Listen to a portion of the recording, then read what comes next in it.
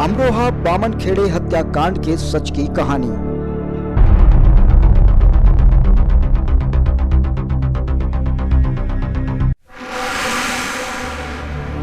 ऐसा क्या था सलीम में जो शबनम ने कर दिया अपनों का कत्लेआम।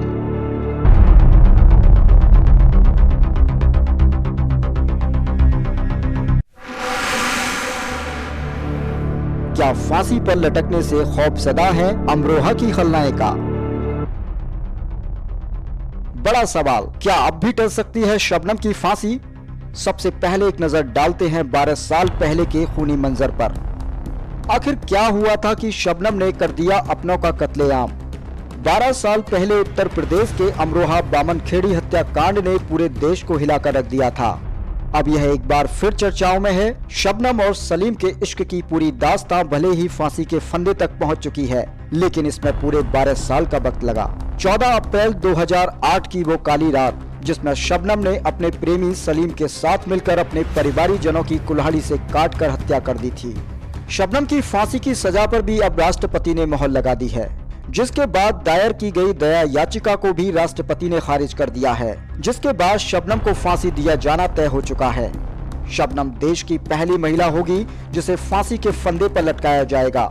अब आपको पीछे की स्टोरी से रूबरू कराते हैं। अमरोहा के बामनखेड़ी में रहने वाले मास्टर शौकत अली पेशे से एक शिक्षक थे।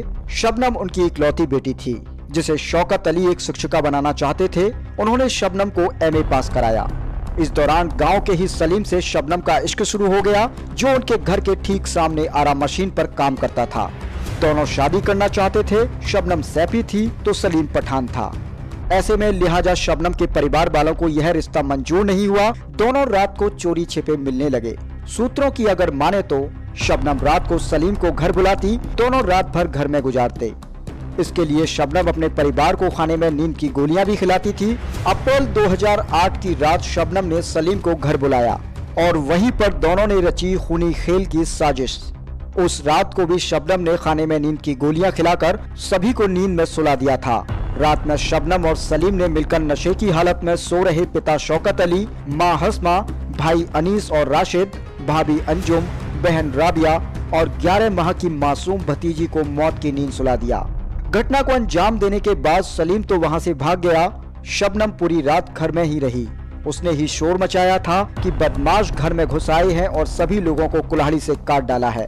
दरअसल तीसरी मंजिल पर 2 कमरों में सभी 7 लोगों के गले कटे शव पड़े थे।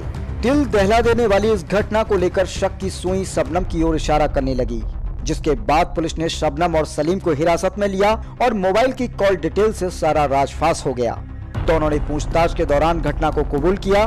सर्वोच्च अदालत ने इसकी फांसी की सजा को बरकरार रखा तो राष्ट्रपति ने भी दया याचिका को खारिज कर दिया। यह थी शबनम और सलीम के खूनी इश्क की कहानी, जो फांसी के फंदे तक जा पहुंची है। आपको बता दें कि जिस वक्त शबनम और सलीम ने इस घटना को अंजाम दिया था, उस वक्त शबनम 2 माह की गर्भवती थी। उसके पेट में सलीम का बच्चा पल रहा था। ऐसे वक्त में भी शबनम के हाथ उसके ही 11 माह की मासूम भतीजे के गला काटने में बिल्कुल नहीं कांपे। बाद में शबनम ने जेल में ही बेटे को जन्म दिया, जो आज अपनी उसी मां को बचाने की इल्तिजा कर रहा है। सूत्रों की अगर माने तो आज वो मासूम रामपुर अपनी मां से मुलाकात के लिए गया है।